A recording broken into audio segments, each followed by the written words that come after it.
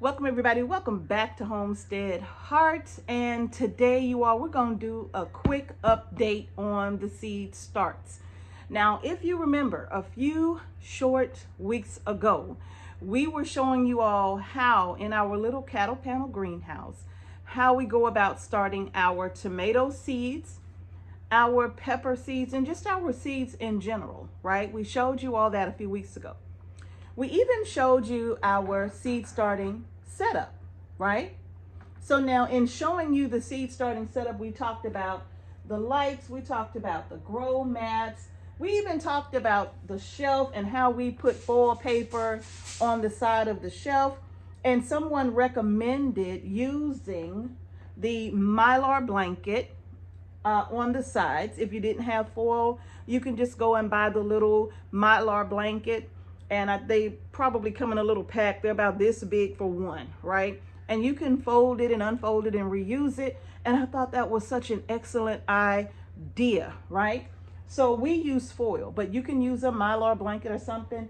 And the foil was simply just to help to reflect the light and keep the light on the inside so that the crops get plenty of light, whether they're in the back, on the side, or in the front, right? Or in the middle of the tray. So we thought that was a good idea, okay? We even talked about the type of grow lights that we use, how these are LEDs for seed starting, and how they don't get hot. As you can see, I'm touching them, and they are not hot to the touch at all, so they don't burn our plants, okay? But today we're gonna do an update. Now I'm gonna apologize for the lights. I know it's bright, but I just wanted to come to you all with this quick little video just to give you an update, because I'm not going to keep these lights in your face too long, okay? So if you remember, we started peppers, tomatoes, and some other things. Now before I get to my peppers and tomatoes, I wanted to show you all this. These are all of the lettuces that I've started, okay? And all of these seeds are on our seed shop, okay? Let me grab my glasses. Y'all know I need these babies to see. So we have the green and the red salad bowl. We have butter crunch. We have tango, red romaine, and little gem lettuces. And we just started these seeds not long ago on the 21st, not of March. That should have been a 2. It should have been 2/21. This still February. So it should have been February 21st is when we started our seedlings. And today is the 28th of February. Yeah. So it's only been 7 days. All right. And you can see how beautiful our little seedlings are looking. No, these are not on heat mats. Okay.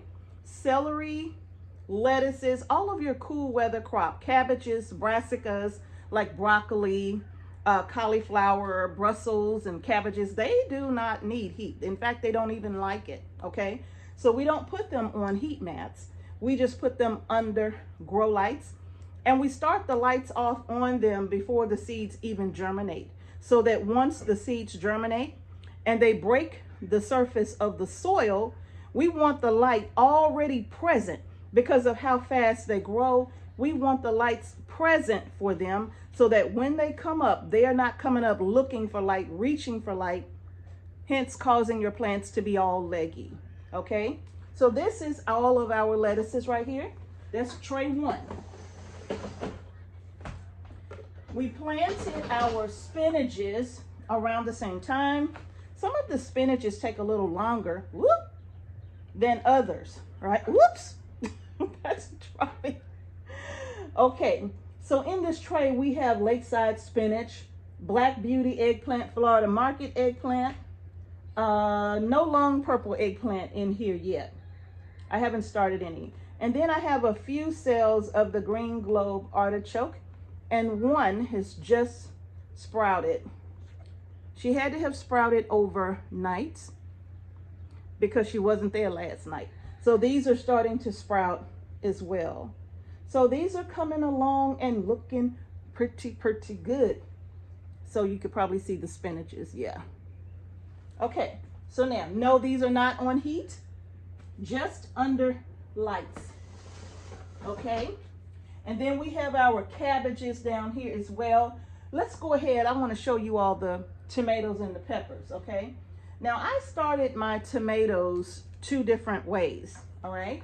I use my regular cell trays for these, but I also use the peat pellets because I want to show you all how easy they are to deal with. In fact, if I'm going to start tomato seeds, if I had a lot of the extra large peat pellets, not those little bitty ones, but the extra large peat pellets like what I'm about to show you, I would prefer to start my tomatoes in those, and I'm going to show you why. Okay. So these are all of my paste tomatoes and even some cherry tomatoes that I had in here. I have some black cherries in here. I'm going to show you the other ones in just a second. But you can see how well they're growing in the peat pellets, okay? I put about 2 to 3 seeds per peat pellet. You can see how big these pellets are. They're not small at all. They're large, right? And you can see how the seedlings are growing. They're looking real good. They're looking real good, right? Now, here's the thing about these. Show you this one as well. The paste tomatoes that I'm growing this year are all called opalkas. And then I have some orange Romas and some orange banana as well in these trays. Okay, I have orange Roma, orange banana, and opalkas in here as my paste tomatoes for the year. All right. Now I'm gonna show you why I love growing in these. They're so easy to grow in. I dropped a seed down in there and it's growing in the bottom of this tray. But in any case, I just love, look, I got 2 tomato plants in here, right? I'm not gonna clip one. In the next video, I'm gonna show you what I'm gonna do, okay? So, but anyway, these are my little seedlings in here. And like I said, I put 2 or 3 per little pellet. The easiest thing in the world, right? Okay. Now I'm going to show you why I think it's so easy.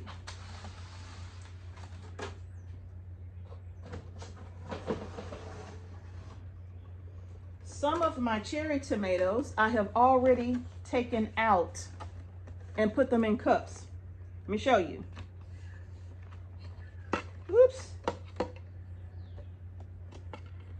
I literally just took it out of the tray. I literally just took, look. I literally just took it out of the tray. This cup does not have holes in it. And I just dropped it down in this cup, right? And I just put water in the bottom and I bottom water, okay? Now, what's my next step gonna be for all of these? As you can see, they're all just down in here. Just look at them. This is my large red cherry tomato right here. Again, these are on the seed shop. Look at all of those tomatoes in there. I just dropped a few seeds in there. The roots are starting to come out the sides, right? Look at there. Drop it back down in my cup, and when they start to get a little dry, I put a little water in the bottom. I'm about to do all of those like that now. And as you can see, the true leaves, let me get the larger one. The true leaves have already started to grow. I don't do any up potting until the true leaves are much larger, okay? You can see the little codling leaves here, right? Those are not true leaves. Those are just, hey, this is just I've sprouted, I'm alive, here I am, leaves, okay? But the true leaves, you could see, they're just now coming right here, the little babies right there.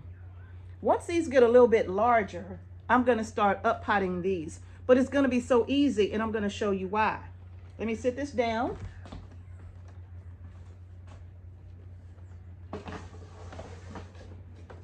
Okay, you all, so now let me show you why I said that. I'm just gonna take this cup right here, large red cherry. I'm gonna take this cup right here. I'm gonna put some holes. I have a ton of red cups right here, okay? I have a ton of these. I think they come like 50 or so to a bag. How many in here? These are just red party cups. Oh, my bad. Not 50, 240 is what I have here. I think I paid like 20 bucks or something for them, right? All these cups. Look at it. So And I don't even have to buy those every year, okay? I do not have to buy those every single year. When you buy them like that, where you get a lot of them, they will last you like 2-3 years if you take care of them even longer than that, okay? So I don't buy cups every year. I do not. I just keep them, and the ones that I use, they are out in my greenhouse. I take care of them and I reuse them, right? So now I'll just put a hole in here. I'll put a little bit more of my seed starting mix. I'll take some seed starting mix. Either you can make it or buy it. And just put a little bit in the bottom of the cup, maybe about here, maybe, right? Just to that first little rim. And these are 12-ounce cups, if I'm not mistaken. Yeah. Okay, so these are 12-ounce cups that I'm using. So I'll just put a little bit of seed starting mix just about underneath that first line there. And then I'll sit this on top. And then I'll put more seed starting mix around it. I don't take this off. I don't have to do anything to this because you could see the roots come out of the paper. So I don't have to do anything, but just take this, put a little mix in here, drop it in, backfill it with some soil, and leave it until they get larger. And once they get larger, now my little seedling, I can take my little plants here and I can separate them out, or I can just snip the weaker ones. But as you can see, I got like 3 or 4 of them in here, right? So once they get larger and put them in this cup and surround them with soil, now the little babies are strong, right? They get stronger. And then when I get ready to plant them, if I need all of these, I can easily just kind of gently finagle the roots apart. And I can plant these. I can up pot them again until I'm ready to put them out. But do you see, when I plant so many in one, it allows me to protect them as they grow. And then I can determine from there just how many of these I want to up pot and transplant into my garden. So doing it this way with the pellets is the absolute easiest method I have found of dealing with my tomatoes, especially like the larger they get with that stem. And if you're new to gardening, I don't know if you know this or not, but on this stem of the tomato plant, these are literally tons of little roots right here, growing up and down the stem. So when you bury this stem, like when the plant gets a little taller, if you bury that stem all the way up just underneath the leaves, the only thing that's going to happen here is more roots. That's it, more roots. And it's going to continue to grow. But the root system on this is going to be so strong, which is what you want, so strong when you actually transplant it out into your garden. So that's why I love these little peat pellets right here, because it allows me to really, really protect and up pot these easily. Okay. All right. Now those are no longer on heat, by the way. They're up. They're doing well. I don't need a heat mat anymore. The heat mats were just to keep the seed trays warm to promote the germination of these heat-loving plants, right? So peppers, tomatoes, they love heat. So we give them a heat mat to kind of help promote that germination, okay? And that job is done, so we don't need heat mats anymore, okay? All right, these are the peppers here. Some of them. Oh man, I have Emerald Giants, Sunbright. Y'all know Sunbrights are my favorite. Emerald Giants are my favorite as well. I have some big reds, some red Marconis, and some Cubanelles. Look at these. They're all doing well. I have a few Sunbrights that didn't come up yet, and I know why, because this tray, we were not here for a few days, and this tray got really, really dry. And so I'm wondering if they're going to even germinate. We'll see. If they don't, that's okay. I have plenty. right? That's why I always start more seeds than what I need, because you just never know if you're going to lose some along the way. But as you can see, look at all of these. They're up and doing well. Let me show you the other tray.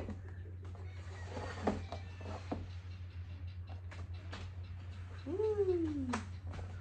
These are my Jimmy Nordellos, jalapenos, cayenne, Big Jim, Anaheim, and ancho chili peppers right here. Look at that. And these are all doing wonderful, you all. And once the true leaves begin to grow and develop, then I will be ready to up pot all of my peppers as well. This is that second batch of tomatoes that I started here, and some peppers are also in this tray. I just started these last week on the 21st of February. Just did this. And look at these tomatoes. They're already up. And again, these are my purple tomatillos, Rio Grande tomatillos, pineapple ground cherries, Aunt Molly's ground cherries, Cherokee purples, Kellogg's breakfast tomatoes. And then on this side, I have the peppers. The peppers are always slower to germinate than the tomatoes, right? But I put them all in this tray because when I'm ready, I could just take the actual cells out when I'm ready, right? And here I have more Emerald Giants, more Cal Wonders. I have Golden Cal Wonders, Purple Beauty, Lemon Spice Jalapenos as well. So this tray is brand new, but the tomatoes are already coming up. Tomatillos are up. Look at that Rio Grande tomatillo right here. These are all Rio Grande tomatillos. These are all on our seed shop. The purple tomatillos are not on our seed shop. I'm going to be planting the purple tomatillos in a different location. So hopefully I'll be able to collect the seeds from those. We'll see about that. But these are the new pepper plants right here, and new tomato plants that are barely a week old, and they are on heat. Okay, there we go. And they are on heat, okay? Yeah, so everything is looking good. Now, how do you water these things, Mrs. H? I never top water my seedlings. I use this, just an old orange juice jug, and I fill it with water. Let's see. I know one of these I need to water like right away. Oh, this one right here. All I have to do is just take one of these out. Aren't they gorgeous? I just take this out. I'm going to sit it to the side. And then I just pour water in the bottom. And I do about 1 inch of water in here. And I can tell from the bottom where the water line is, but I'll do about a good 1 inch of water in these trays. And then I just slide this back in like so, watching the leaves. And then these will be watered from the bottom. Once the true leaves start to develop, you all, what I do next is when I put water in here, I'll add about a teaspoon or two of that 511, that fish emulsion, right? I'll add about 1 or 2 teaspoons in this water here, and then I will still bottom water, and it will feed the plants. You don't want your leaves to start turning yellow because they are nutrient deficient. So you'll just give them a little fish emulsion. That's all they need. And then you'll water them from the bottom, and that will keep the plants growing and looking good, strong, and healthy, okay? So that's how I water. You see how the seeds are doing. And it's just about time now. I'll be starting flowers and herbs and all of that. Actually, I'm late on the herbs, but I'm going to go ahead and get those started today, okay? But I just wanted to give you all an update on how the seed starts were doing. Okay. All right, y'all. So that's going to do it. If you want to see how I make my own seed starting mix, I think I have a video out there already on that, but I'll probably do an updated version for you just to kind of show you what that looks like. Okay. So y'all, that's going to do it for this video. If you like the video, give it a thumbs up, and don't forget to subscribe to our channel and hit the notification bell so you don't miss any videos we upload to our channel. And thank you all again for watching Homestead Heart. Peace and blessings to each and every one of you, and I will see you in the next video. And remember, y'all, grow your groceries.